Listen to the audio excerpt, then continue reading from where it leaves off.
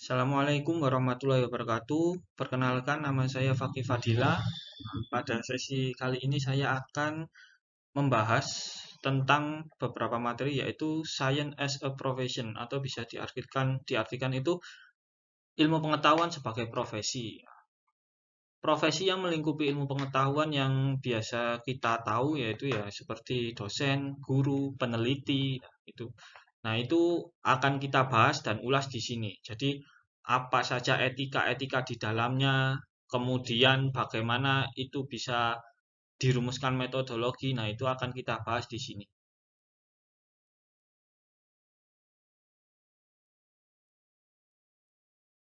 Latar belakang yang melatar belakangi tema Science as a Professional adalah bahwa dulu Science atau orang-orang yang bergerak untuk mengungkapkan sebuah fakta itu merupakan hal yang berasal dari hati nurani. Jadi mereka itu benar-benar ingin membuktikan bahwa itu adalah benar, bahwa itu adalah salah.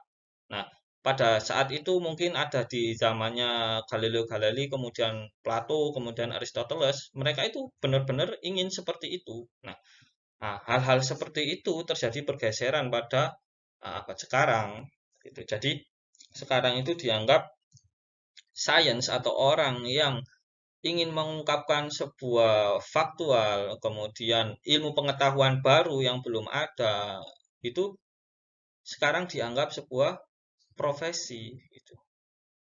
Dan profesi yang ada di situ itu seperti peneliti, nah, seperti peneliti gitu. Nah, nah, kemudian karena itu sebagai profesi, nah mereka itu dituntut harus profesional dalam artian memiliki standar profesional atau standar mutu, standar kualitas, seperti sertifikasi dan lain sebagainya, bahwa orang tersebut itu benar-benar layak untuk meneliti hal tersebut, ingin benar-benar layak untuk mengungkapkan fakta tersebut. Jadi secara subjek itu sudah sesuai, kemudian seperti itu. Nah, standar moral sendiri itu adalah perilaku yang membimbing profesional untuk melakukan hal-hal yang bijak. Dalam kata lain, tidak melanggar norma hukum, tidak melakukan hal-hal yang di luar moral, seperti melakukan pemalsuan data, kemudian plagiasi. Nah, itu merupakan hal yang melanggar hukum, seperti itu. Ini merupakan outline yang akan saya bahas nanti di slide selanjutnya. Jadi, outline pertama itu adalah science from advocating to profession. Jadi science ilmu pengetahuan dari advokat ke profesi. Kemudian the goal of science, jadi tujuan ilmu pengetahuan. The contemporary research environment, lingkungan penelitian kontemporer. Yang keempat itu communication science peer review system. Jadi sistem peer review komunikasi and science. Itu lebih kepada review jurnal lah isinya, peer review system itu. Kemudian yang kelima itu the scientific method atau metode ilmiah. Bagaimana sekarang metode ilmiah itu dikembangkan, yaitu ada sejarahnya. Nah, jadi tujuannya itu adalah ilmu pengetahuan harus dipandang sebagai profesi dan mengeksplorasi tujuan dan norma sains. Ya, pada zaman dahulu tadi sudah saya sampaikan bahwa ilmu pengetahuan itu bukan merupakan profesi. Nah, hal itu terdapat pada zamannya Aristoteles, Copernicus, dan Galileo. Nah, saat itu mereka itu benar-benar ingin mengungkapkan fakta, kemudian fenomena alam itu dengan sungguh-sungguh, dengan keinginan hati mereka bahwa yang benar itu benar dan yang salah itu salah. Gitu. Nah, hal tersebut terjadi pergeseran pada zamannya Renaissance. Nah, jadi ilmu pengetahuan atau orang-orang yang ingin mengetahui hal itu benar atau salah itu dialihkan sebuah profesi. Jadi pada saat itu sudah ada profesional, dalam kata lain itu sumber dananya itu jelas gitu loh. Nah, pada saat itu sudah ditetapkan sebuah metode ilmiah yang mengungkapkan sebuah fakta. Jadi ada metodenya untuk mengungkapkan fakta tersebut. Untuk menemukan hal baru itu ada metodenya. Untuk melakukan pengembangan ada metodenya seperti itu. Seperti metode statistik dan lain sebagainya. Kemudian dibentuknya society ilmiah atau society science. Kemudian berkembangnya media cetak, kemudian adalah jurnal ilmiah, kemudian banyaknya universitas, kemudian adanya penelitian di dalam universitas, kemudian pendidikan yang yang apa ya, selinier dengan sains gitu. Jadi pendidikan dimodif seperti sains gitu. Kurikulumnya itu disesuaikan dengan ilmu pengetahuan. Kemudian pekerjaan para ilmuwan itu melingkupi bekerja di research and development di sebuah industri atau militer, kemudian aplikasi teknologi sains. Jadi sudah ada pergeseran profesi saat itu, orang-orang yang bergerak di sains itu. Nah, itu diterapkan sampai sekarang. Nah, jadi orang kalau di industri, orang yang R&D, Research and Development itu dipandang sebagai science. Jadi orang yang mendevelop atau melakukan riset pada sebuah produk itu dianggap sebagai profesi.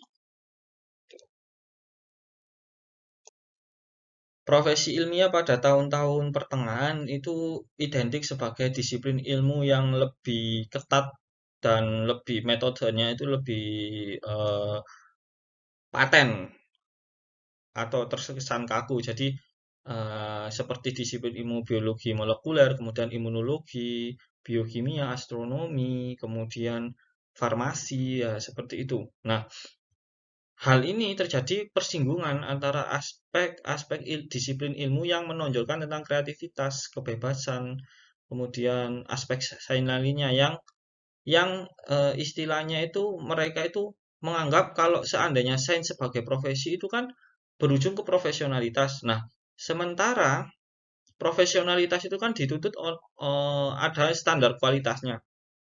Nah, sementara yang eh, ilmu ilmu-ilmu pengetahuan yang menonjolkan tentang kreativitas, istilahnya penemuan baru tentang suatu teknologi baru, itu menjadi suatu yang terkucilkan karena terlalu banyak pembatasan dalam saat itu. Nah, sehingganya khawatirnya dengan adanya hal-hal frasa sebagai sains sebagai profesi itu akan mengakibatkan ilmuwan-ilmuwan yang bergerak pada bidang-bidang kreativitas seperti desain, kemudian sosial atau mungkin teknokrat itu akan menjadi strik dia itu. Jadi lebih karena terlalu banyak pembatasan itu. Nah, kemudian dalam Feyerabend tahun 1975 itu mengatakan bahwa ilmu pengetahuan itu tidak boleh diatur oleh aturan-aturan yang kaku. Tidak tidak perlu adanya dewan lisensi, kemudian mekanisme kompon lainnya yang kita temukan dalam profesi-profesi seperti kedokteran atau hukum gitu. Nah, kemudian kan kata-kata profesi itu kan agak diputarkan. Nah, tapi seiring berjalannya waktu terjadi dampak yang luar biasa karena perlunya sains sebagai profesi itu dan berdampak kepada kualitas itu perlu karena tanggung jawab sosial sebagai seorang saintis itu memiliki resiko yang besar bagi nilai-nilai sosial gitu. Nah, kemudian dirumuskanlah bahwa seorang saintis itu perlu memiliki standar kontrol kualitas dalam penelitiannya atau dalam tanda kutip itu profesionalisme. Kemudian dalam hal-hal khusus itu dapat memberi kompromi gitu seperti kreativitas, kemudian kebebasan intelektual dalam sains nah, gitu. Sehingga antara yang benar-benar strict dan menonjolkan kreativitas seperti teknokrat memunculkan ide-ide baru itu lebih terbuka gitu. Itu masih dianggap sebagai sains gitu.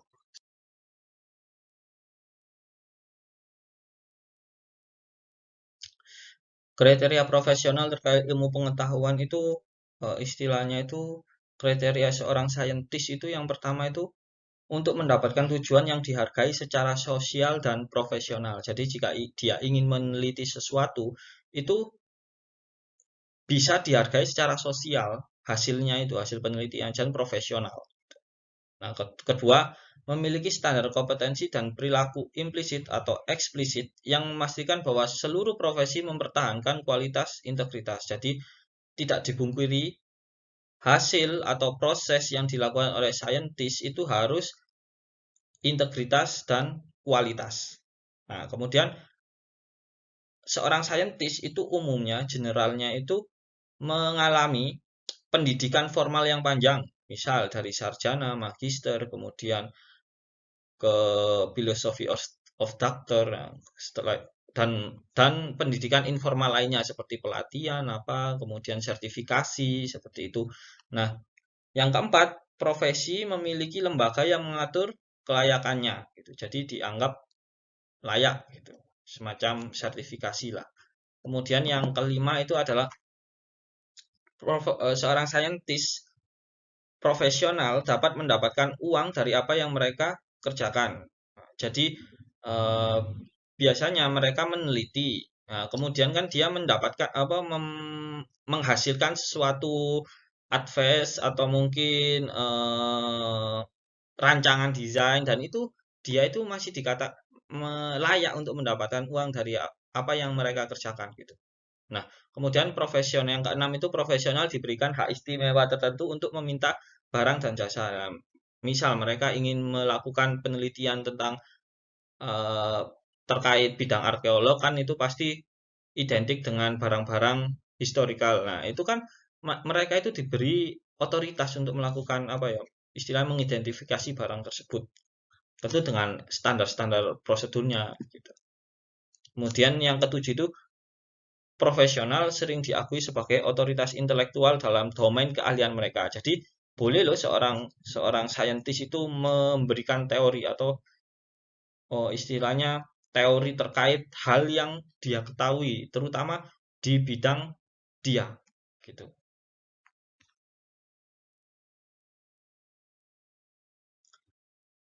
The goal of science atau tujuan pengetahuan.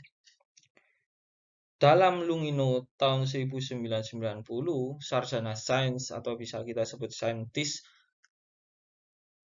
bahwa output dari sebuah sains itu adalah produk atau barang dan jasa.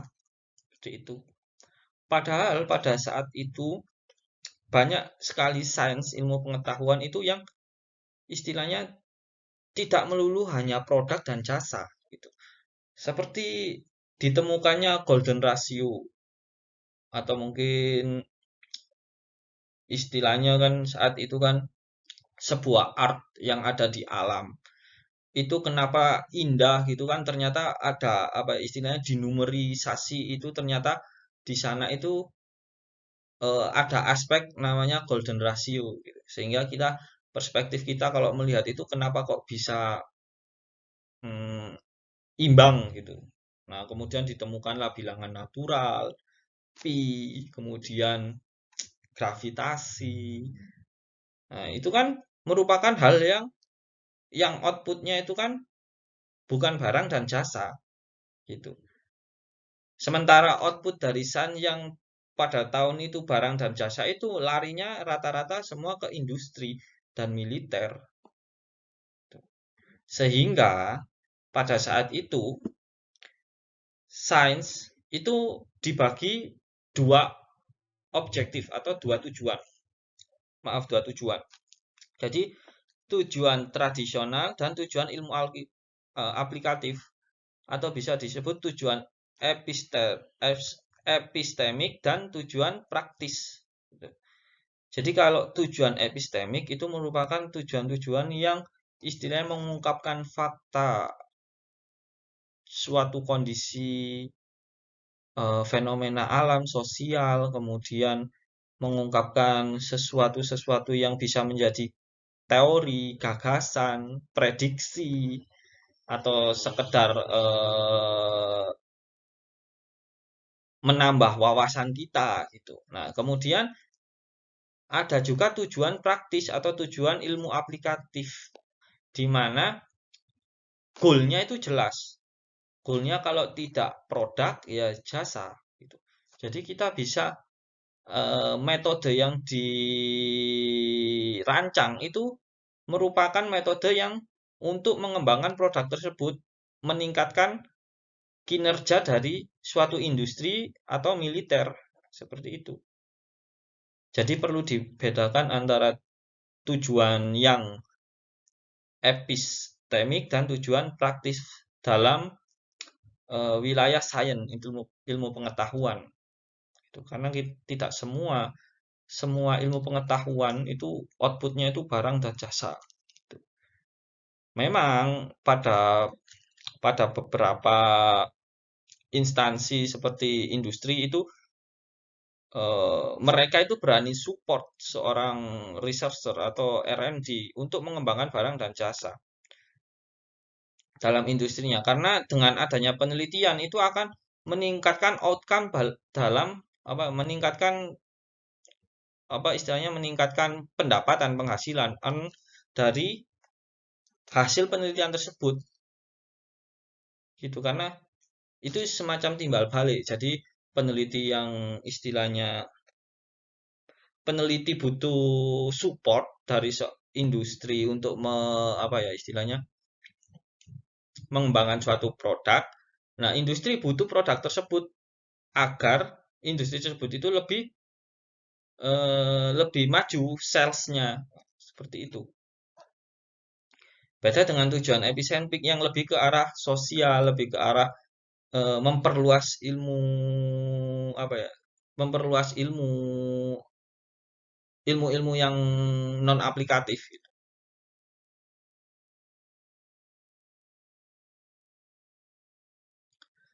Pengetahuan ilmiah itu berlandaskan kepada keyakinan sejati. Jadi dia benar-benar yakin bahwa itu benar. Pada tujuan epistemic science, kebenaran itu merupakan bagian penting. Itu beda dengan yang tujuan praktis tadi ya. Kalau tujuan praktis mungkin ada terjadi bias itu maklum, tapi di tujuan epistemik itu merupakan harus benar-benar yakin gitu. Dia itu eh, istilahnya teorinya itu memiliki keyakinan yang sejati gitu. Nah, para ilmuwan dalam Goldman 1986 itu berusaha untuk memperoleh keyakinan yang benar dan untuk menghilangkan yang palsu. Nah, apa langkah-langkahnya? Itu ada banyak. Tidak hanya sekedar gagasan dari perspektif subjektif, tapi biasanya itu lebih objektif seperti ditemukannya statistik yang digunakan untuk menguji suatu hipotesa. Itu merupakan objektif karena tidak dipungkiri bahwa saintis itu harus objektif, boleh menggunakan subjektif. Tapi kita juga harus lebih objektif. Nah, seperti itu.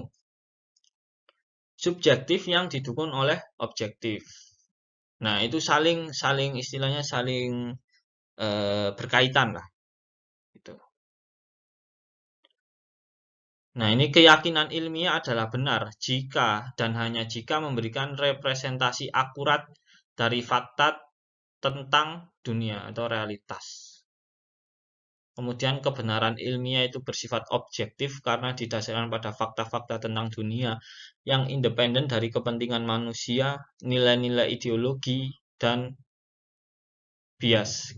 Kitcher tahun 1993. Nah, itu tadi sudah saya singgung bahwa sains itu bersifat objektif karena didasarkan pada fakta-fakta dunia atau real.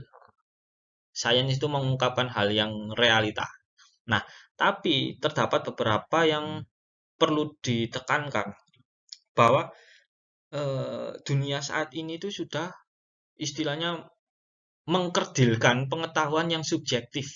Nah, itu yang perlu ditekankan. Jadi kita itu lebih lebih percaya kepada objektif. Jadi alat-alat yang istilahnya untuk menemukan fenomena itu kan istilahnya kita mengandalkan suatu alat ukur, kemudian suatu software analitik, itu kan termasuk objek, di mana itu untuk mengungkapkan sebuah istilahnya fakta atau fakta alam itu kan dibantu dengan objek itu sebagai instrumen. Nah, sementara itu loh buatan manusia seperti itu. Jadi kita itu dalam sekarang itu lebih apa ya? Istilahnya lebih dikerdilkan. Istilah subjektif, penilaian subjektif itu lebih dikerdilkan oleh penilaian yang objektif.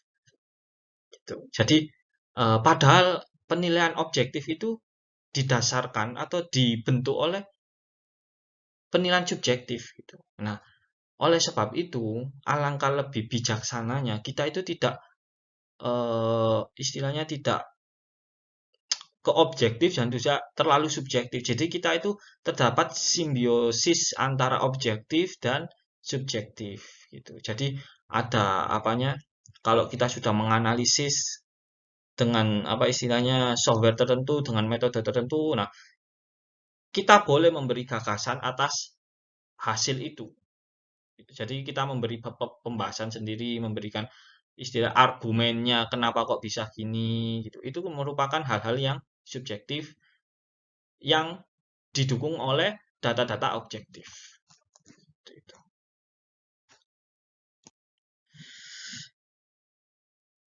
Kemudian pada suatu masa ilmu pengetahuan atau orang yang mencari ilmu pengetahuan seperti saintis itu mengalami beberapa kendala atau mungkin bisa disebut dilema terkait suatu kebenaran yang mereka cari. Benar tidak ini teori tersebut? Benar tidak ini hipotesanya? Benar tidak pernyataan ini? Nah, seperti itu. Padahal kunci dari seorang uh, saintis dalam istilahnya memberikan teori hipotesis itu kebenaran itu merupakan realita yang harus diyakini. Jadi uh, dia itu harus yakin teori yang akan di-share, di-publish itu benar dan itu dibuktikan dengan bukti-bukti otentik atau bukti-bukti ilmiah. Nah, oleh sebab itu dalam Goldman 1986 bahwa kita harus menerima keyakinan ilmiah jika kita memiliki alasan untuk menganggap benar dan menolak ilmiah jika kita memiliki alasan yang menganggap sebagai salah. Nah, dalam kata lain, kemudian disanggah oleh Newton Smith 1981 bahwa metode ilmiah itu memberikan seorang saintis untuk menerima atau menolak hipotesisnya. Nah, oleh sebab itu akan terjadi istilahnya keyakinan dengan adanya metode ilmiah tersebut. Ini loh hipotesis ini loh salah. Kenapa disebut salah atau kurang tepat? Karena metode ilmiahnya seperti ini, kemudian statistiknya seperti ini, menganggap HU-nya ditolak atau hipotesisnya ditolak seperti itu.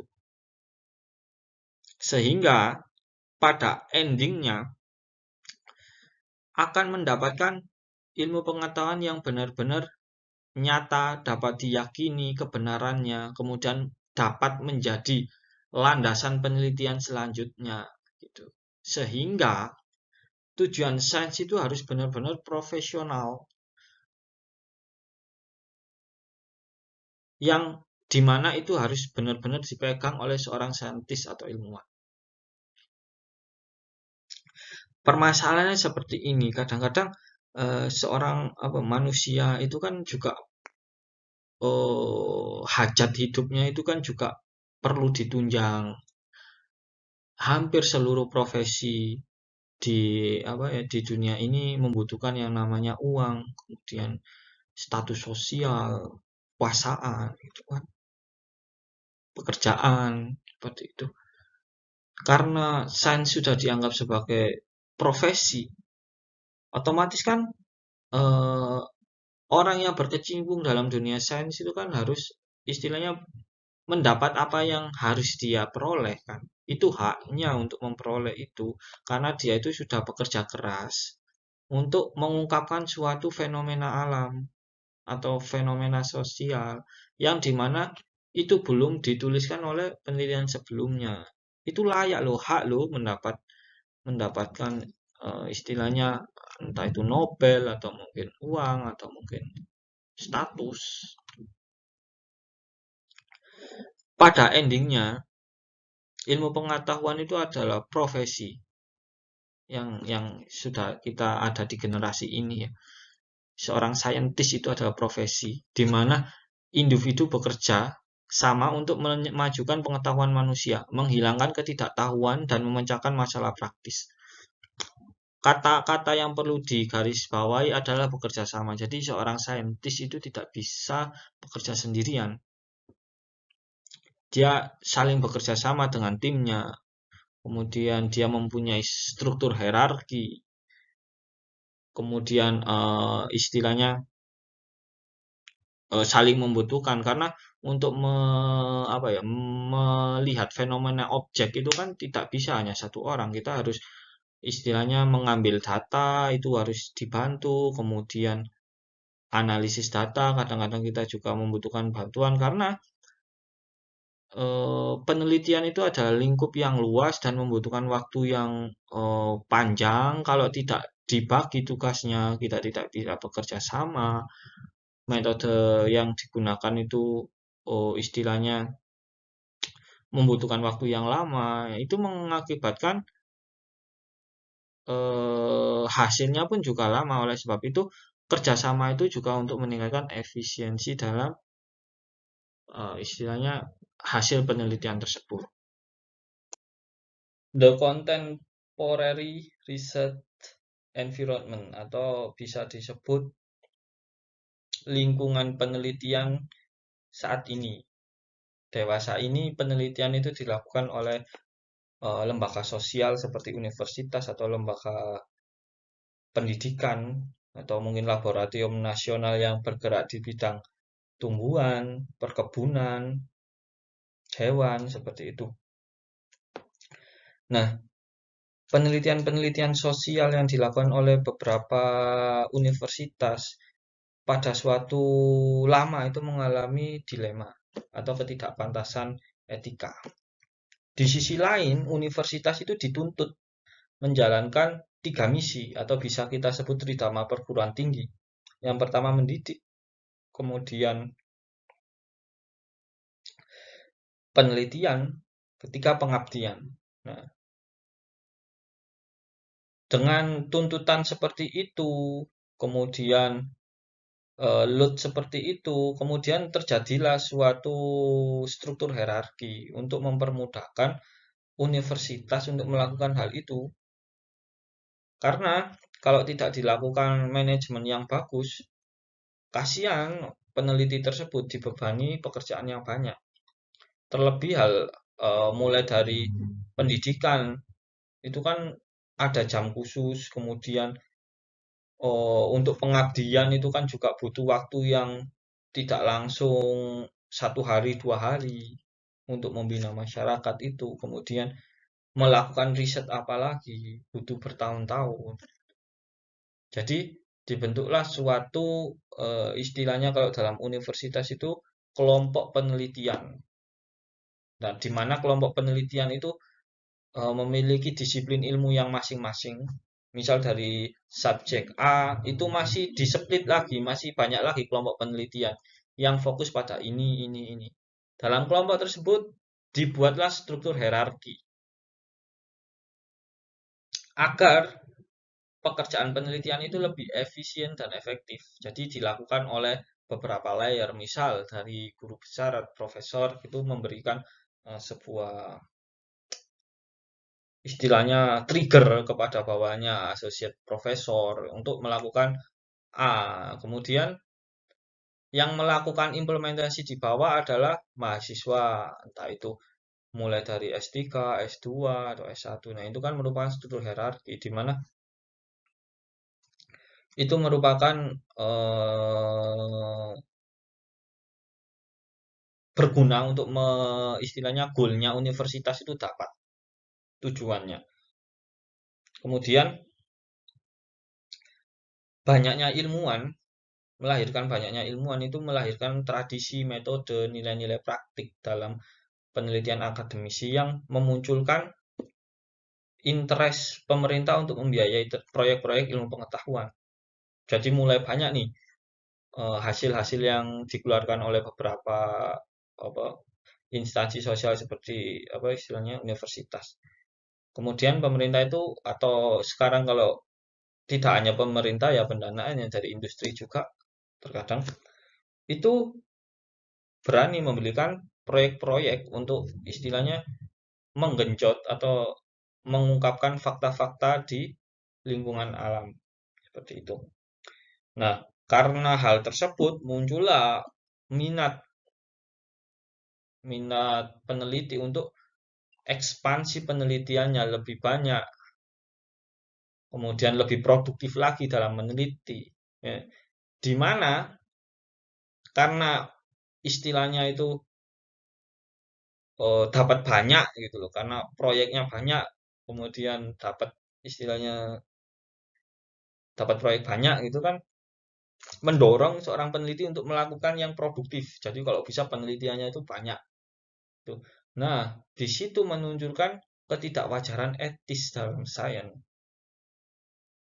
Karena orientasinya itu bukan lagi ilmu, tapi ke proyek. Itu yang agak disayangkan.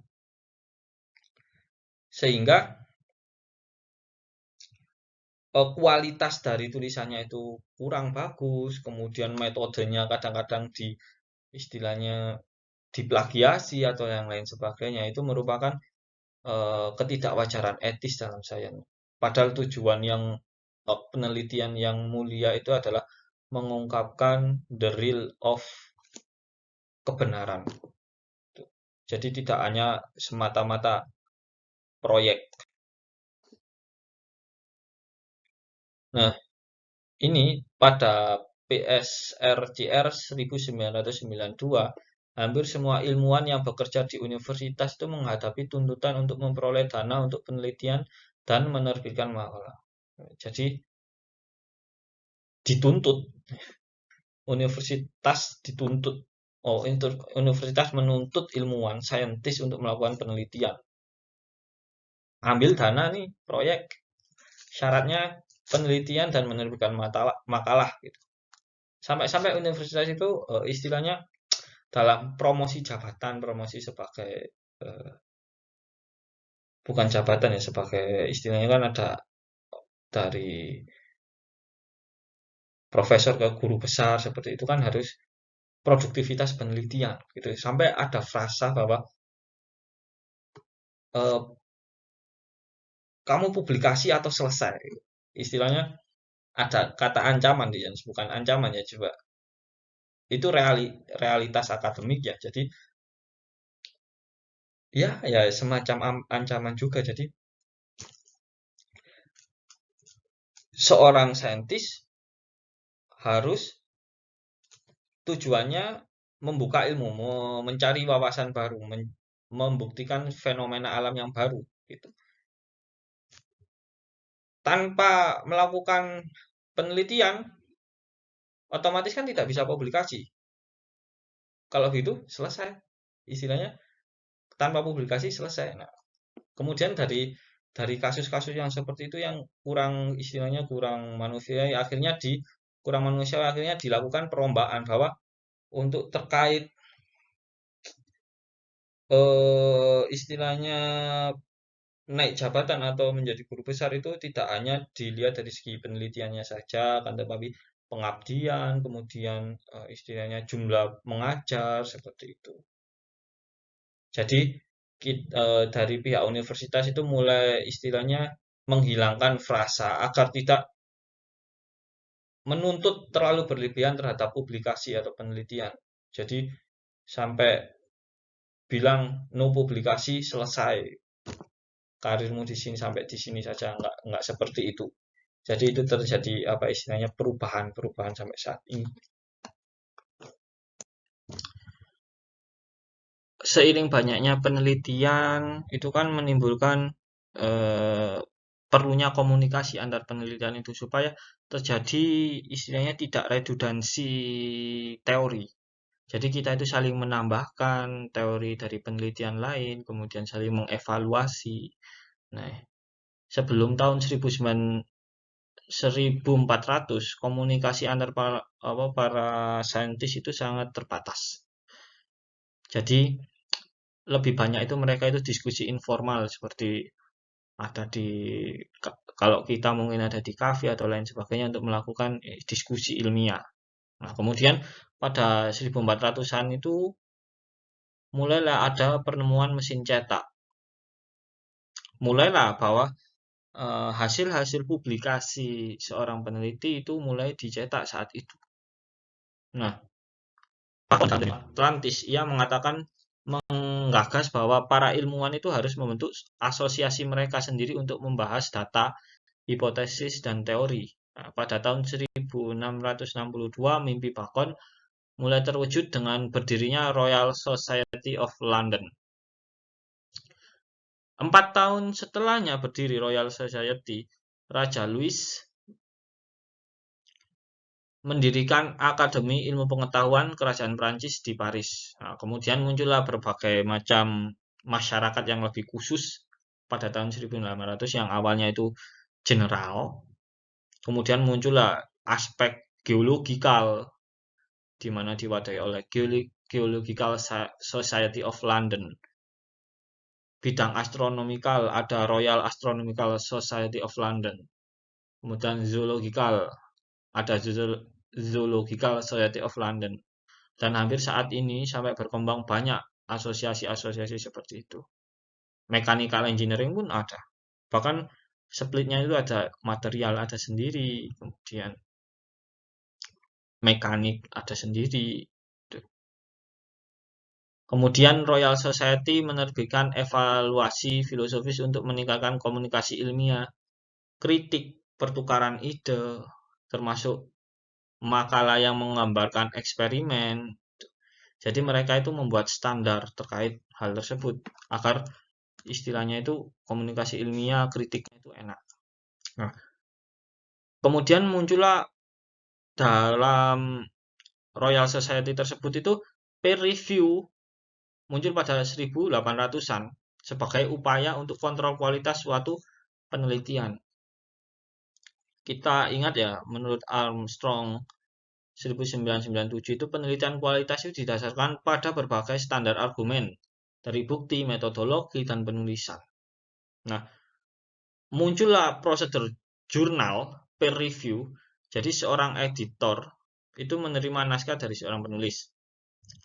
Nah, membuat penilai awal. Jadi ada penilaian awal jurnal ini masuk enggak? Kalau masuk diteruskan. Istilahnya bagus tidak, kalau bagus diteruskan. Kemudian itu dikirimkan ke reviewer. Kadang-kadang juga ada dewan editor jurnal yang dimana itu kita sebagai researcher kita sebagai peneliti tidak tahu siapa yang mereview jurnal kita seperti itu. Nah, apa saja yang mereka nilai? Jadi kriteria universal untuk mengevaluasi naskah atau jurnal itu apakah subjek naskah dalam lingkup jurnal itu pertama masuk nggak ke lingkup kita. Yang kedua, apakah kesimpulan dan interpretasi naskah didukung dengan baik data dan bukti. Jadi baik tidak ini datanya. Kemudian apakah makalah mewakili kontribusi baru dan asli gitu. Jadi kalau sudah ada yang meneliti itu ngapain dipublikasi? Sama saja. Jadi peneliti itu harus menemukan kontribusi baru dan asli, real. Bukan fiktif. Kemudian setelah peninjau membaca makalah, mereka akan menawarkan 4 jenis. Jadi setelah general evaluasi itu dilakukan, universal yang saya sebutkan tadi 3 tadi itu, akan menawarkan 4 jenis penilaian. Nah, jurnal ini diterbitkan tanpa revisi. Jurnal ini diterbitkan dengan revisi kecil. Jurnal tersebut ini revisi besar atau jangan diterbitkan jurnal ini. Nah, itu jadi peer review itu muncul karena itu tadi. Mulai dari Royal kemudian sampai ini. Sehingga muncullah ini. Sampai detik ini. Nah, kemudian dari sub bidang kecil dari sebuah penelitian itu dilayani oleh ratusan jurnal. Kita tahu sendiri bahwa fokus mechanical engineering itu bisa dibagi 3 kalau di kita ya. Ada energi, kemudian manufaktur, material, konstruksi. Dalam manufaktur sendiri itu ada banyak sekali, padahal itu sub bidang. Ada ratusan. Nah, dilemanya dengan banyaknya penelitian itu yakin deh orang-orang tidak akan melihat itu semuanya. Nah, kemudian dibuatlah suatu publikasi elektronik di mana itu memunculkan abstrak. Jadi tidak semua dipublish, tidak mungkin dipublish semua, cuma yang abstrak itu ditaruh atas sebagai search-nya. Jadi istilahnya orang yang ingin merujuk pada penelitian sebelumnya itu dapat melihat abstrak tanpa membaca semuanya gitu. Kalau seandainya dia tertarik sangat atau ingin melihat metodenya itu baru melihat detailnya. Nah, kemudian cara-cara ini tuh menimbulkan adanya perubahan etika publikasi dan kualitas. Semakin banyak orang, kemudian sistem peer review memungkinkan ilmu pengetahuan itu menjadi self-correcting. Jadi sebisa mungkin peneliti itu mendorong kejujuran, objektivitas, kebenaran, menghilangkan kesalahan dan bias. Banyaknya kesalahan dan masalah lain itu menyelinap melewati reviewer, editor, ilmuwan lainnya karena para ilmuwan biasanya tidak punya waktu, keinginan, atau pendanaan untuk mengulangi eksperimennya. Jadi kalau seandainya ada, wah ini kurang layak di review gitu, perlu diulangi gitu. Kadang-kadang itu juga berhubung kendala waktu, data, kemudian metode yang lama itu melakukan eksperimen lagi itu agak susah gitu, susah batin. The scientific method atau metode scientific, metode ilmiah, ilmu pengetahuan itu mengejar pengetahuan yang objektif. Jadi bukan subjektif karena science itu berasal dari keyakinan ya, yang dimana menurut Aristoteles itu percaya bahwa ilmu itu diperoleh dari pengamatan alami. Banyak fakta-fakta alami atau mungkin di sekitar kita itu perlu digeneralisasikan menjadi sebuah ilmu. Nah, Aristoteles juga mengklaim bahwa induksi dan deduksi itu memainkan peran penting. Di mana induksi basicnya itu adalah dari bawah ke atas. Tadi lebih membangun sebuah teori yang berlandaskan kepada observasi lingkungan, observasi alam dan lain sebagainya. Kemudian ditariklah sebuah kesimpulan bahwa teorinya ini tuh ini. Gitu. Sementara deduksi itu lebih kepada mengklarifikasi, menguji hipotesis dan mengevaluasi dari atas ke bawah. Jadi sudah ada teorinya nih, kita evaluasi sesuai tidak. Gitu. Jadi dalam induksi dan deduksi itu memainkan peran penting dalam ilmu pengetahuan. Karena ilmu pengetahuan ini sejatinya itu merupakan suatu perkembangan yang perlu diuji.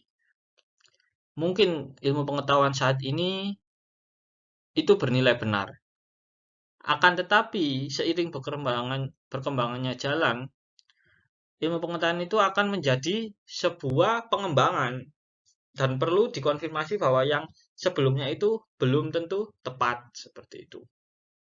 Kemudian untuk mengungkapkan fakta-fakta tersebut itu diperlukan cara yang jelas, sistematis untuk memperoleh ilmu pengetahuan yang dimana itu biasa disebut standar metodologis. Jadi dari katanya itu metodologi itu, logi itu ilmu, metode itu cara. Jadi cara-cara itu sudah menjadi standar yang sudah distandarkan. Kalau masalahnya seperti ini, itu metodologinya seperti ini. Nah, ada juga dibagi lagi menurut Ketrovic tahun 1993 bahwa selain standar metodologi itu perlu dibedakan kepada disiplin spesifik. Jadi ada cara untuk menyelesaikan masalah tersebut itu dengan disiplin ilmu tertentu dan lebih spesifik. Jadi tidak umum seperti metodologis, tapi di bidangnya. Jadi menyelesaikan sesuai bidangnya seperti hukum. Kasus-kasus di hukum itu penyelesaiannya itu ya menggunakan ilmunya mereka. Maksudnya ya lebih spesifik di sana.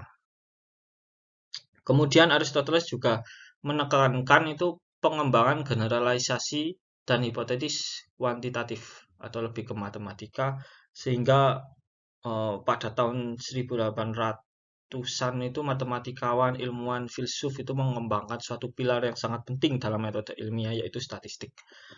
Dengan statistik itu kita dapat menguji hipotesis kita bernilai benar atau salah. Kemudian kita dapat mendeskripsikan, menganalisis data, menginterpretasikan data, gitu. Dan banyak sekali gunanya statistik di mana itu sebagai suatu kontrol agar penelitian kita itu lebih objektif, lebih jelas, lebih real bahwa itu bernilai benar. Dan eh, hal itu sampai sekarang itu masih diterapkan ilmu statistik. Bahkan perkembangannya itu eh, lebih ke arah algoritma. Jadi metode-metode yang untuk menyelesaikan suatu objek itu selain menggunakan statistik juga menggunakan sebuah algoritma. Kita tahu bahwa GA, genetik algoritma, itu kan diadop dari ilmu pengetahuan biologi, perkembangan istilahnya genetik. Itu dibuat algoritma, kemudian itu diterapkan, algoritma tersebut itu diterapkan untuk menyelesaikan masalah baik di engineering, sosial, akuntan gitu. The scientific method atau metode ilmiah itu biasanya digunakan secara general itu ada beberapa tahap dan ini semua umum. Yang lebih spesifik itu adalah di cara metodologinya. Jadi metode pengambilan datanya, metode penelitiannya, desain penelitiannya. Gitu. Secara general yang pertama itu kita adalah fokus kepada masalah. Jadi apa sih yang membuat kita melakukan penelitian itu? Masalah di situ itu apa? Apa yang ingin kita bahas dalam suatu penelitian? Itu jadi hal yang paling mendasar. Yang tentunya hal itu disampaikan di latar belakang. Generalnya seperti itu. Kemudian langkah kedua itu mengembangkan hipotesis. Hipotesis ini bisa diungkapkan, bisa tidak, tergantung kasus masalahnya seperti apa. Ada penelitian yang memerlukan hipotesis, ada yang tidak perlu. Ada yang perlu membangun hipotesis, ada yang tidak. Dan itu tergantung apa yang mau diangkat seperti itu. Sementara jika kita mempunyai hipotesis, maka kita bisa membuat prediksi. Jadi bisa H0, H1, H0 itu hipotesis ditolak, H1 hipotesis diterima, dan itu dirumuskan berdasarkan latar belakang kita. Masalah kita mencari solusi dari literasi. Nah, kemudian itu saling disangkut pautkan sehingga kita mempunyai persepsi bahwa ini loh seperti ini harusnya. Gitu. Kira-kira ini benar atau salah. Nah, itu atau X terhadap Y itu benar atau ada kontribusi atau tidak lah seperti itu. Itu semua itu tergantung masalahnya. Jadi tidak semua harus seperti itu, tidak. Karena yang menentukan masalah harusnya masalah. Baru kemudian nanti tujuannya. baru kita menentukan desain. Nah, desain ini yang biasanya itu setiap penelitian itu berbeda. Jadi ada istilahnya itu ada yang pendekatan kuali, ada yang pendekatan kuanti, kemudian penelitian dasar, penelitian terapan, penelitian pengembangan, kemudian itu banyak sekali desainnya. Kemudian dari desain itu kita akan tahu cara mengumpulkan data. Pengambilan data itu juga ada metodenya. Kita menggunakan metode A, cara mengambil datanya seperti ini. Nah, apa sih fungsinya data dalam penelitian? Data penelitian itu adalah untuk mendukung, mensupport hipotesis kita. Jadi data itu diuji, akan dianalisis, bukan diuji, dianalisis. Sehingga hasil dari analisis tersebut itu dapat kita tafsirkan dan akan mengkonfirmasi hipotesis. Hipotesis itu benar atau ditolak, diterima atau ditolak, sorry. Jadi itulah generalnya seperti itu. Tapi yang paling krusial dalam metode saintifik itu menurut saya itu ada desain, analisis, menafsirkan, itu yang paling krusial. 3 itu, sehingga banyak sekali metode saintifik atau metode ilmiah yang dijabarkan saat itu, sehingga bahkan ada cara kayak GA, genetic algoritma, itu yang diterapkan dalam untuk menganalisis data, mencari desain optimum misal suatu desain. Kemudian ANN untuk jalur input dan output, menganalisis input dan outputnya. Dan itu banyak sekali ragamnya. Kita harus tahu kapan menggunakan desain A, kapan menggunakan desain B untuk memecahkan masalah penelitian tersebut. Nah, langkah terakhir itu adalah menyebarkan hasilnya. Jadi kita melakukan publikasi. Tadi sudah dijelaskan bahwa publikasi itu penting. Penting itu dalam artian itu kita mencari khasanah ilmu ke lain. Menyebarkan khasanah ilmu, kita saling berkonektivitas dengan peneliti-peneliti lain sehingga tidak ada penelitian yang redundan atau dalam kata lain itu kemiripannya sama, kebermanfaatannya hampir sama, tidak ada biar penelitian itu terus berkembang gitu. Banyak ilmu-ilmu di dunia ini yang perlu diterangi, istilahnya dicari kebenarannya itu. Bahkan kalau zaman dulu itu jarang ilmu mekanik itu hanya sebatas welding, turning, milling, CNC, itu berarti kan sudah ada ke CNC, kemudian adiktif manufaktur, kemudian ada nanomaterial, itu kan kompleks dan itu kan hasil dari publikasi. Jadi ilmu itu terus berkembang ya karena publikasi itu.